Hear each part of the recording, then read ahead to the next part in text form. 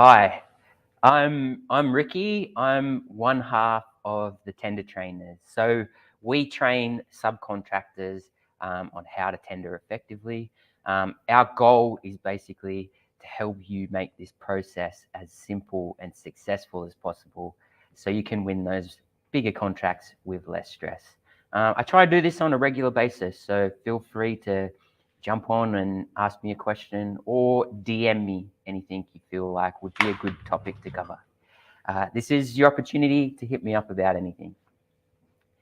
All right, so this week's topic that I've chosen to talk about is around your win rate.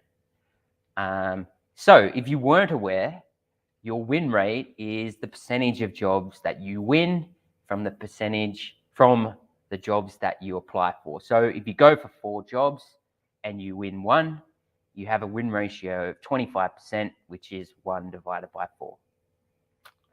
And we obviously want to get our win ratio, our win rate as high as possible, because we don't recover our time or money spent on lost tenders. That's just the way it is. I'm sure most of you are aware of what the win rate is, and I'm sure you probably have an idea of what yours is in your head. But my question is, are you actually tracking your wins and losses, and are you actually calculating it? I've found that most of the people that I've worked with have this. They have the idea in their head, but they're not actually getting it down as data. If you're not, it's a really simple spreadsheet where you list the jobs that you go for, the clients, the type of work, information about the tender, and whether you won or not, and you can calculate your win ratio from that. So why? What are the benefits of tracking your wins and losses and knowing your win ratio? What's the point of doing this? So firstly, when you do this, it's going to help you improve your decision making. So it can help with your decision of what to go for and what not to go for when you understand how you're going in these different areas, where your weak areas are, where your win ratio is low, where your strong areas are, where your win ratio is high. If you have this data and you're aware of these ratios, it might affect your decision making. Second point here is it can help you improve by identifying where issues and trends are.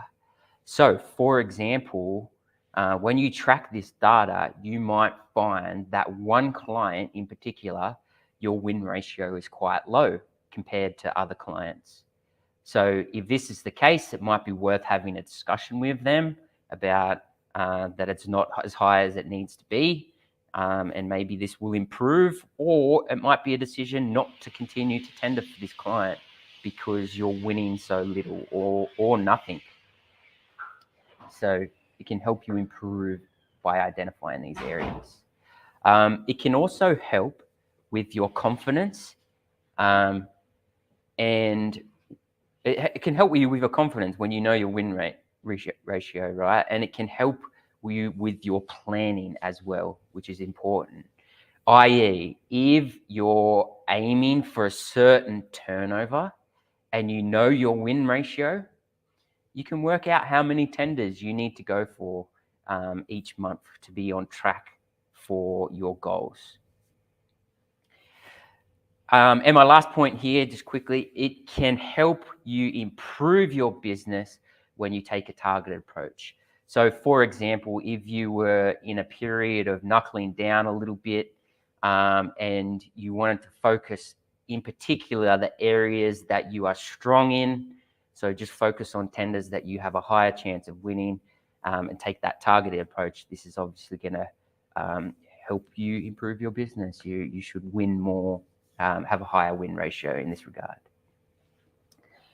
Okay, so that's kind of why it's important to track in, but a couple of pointers on actually improving your win rate while we're here.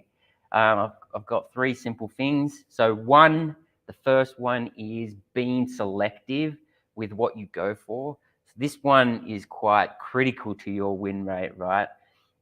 If you If you know the areas that you win more with the clients that you are more likely to win, and you focus on this, you will improve your overall win rate.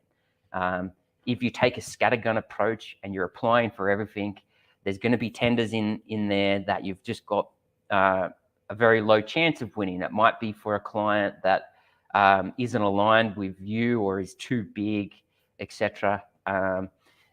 This affects your win rate, and you are less likely to win on some tenders than others. So choosing the ones that you're more likely to win and focusing on them is going to help your win rate. Second point here, submit a professional submission that ticks all the boxes and is aligned with what the main contractor wants. So it's well laid out, the price is comprehensive, shows them that you've included in the important areas, etc. This professional submission, this can be the difference when it comes down to two and the price is similar. And last point here, which is another critical point, is spend time on building a relationship with the client in the tender period. This is you gaining their trust, and also highlighting how you'll be an asset for the project. This goes a long way to winning tenders as well, which is a whole separate other topic. But, spend time on building a relationship with the client in the tender period. Okay, in summary, hopefully you can see that tracking your tender wins and losses and analyzing the data, it's beneficial to your company, right? So if you're not currently doing it, I strongly encourage you to start just by making a simple spreadsheet and getting down the data of the tenders that you go for and whether you've won or lost. Okay, that's it for today. I try and keep these short and sweet. Stay tuned. I'll cover another impactful tendering topic. That's it. Thank you, and see you again soon.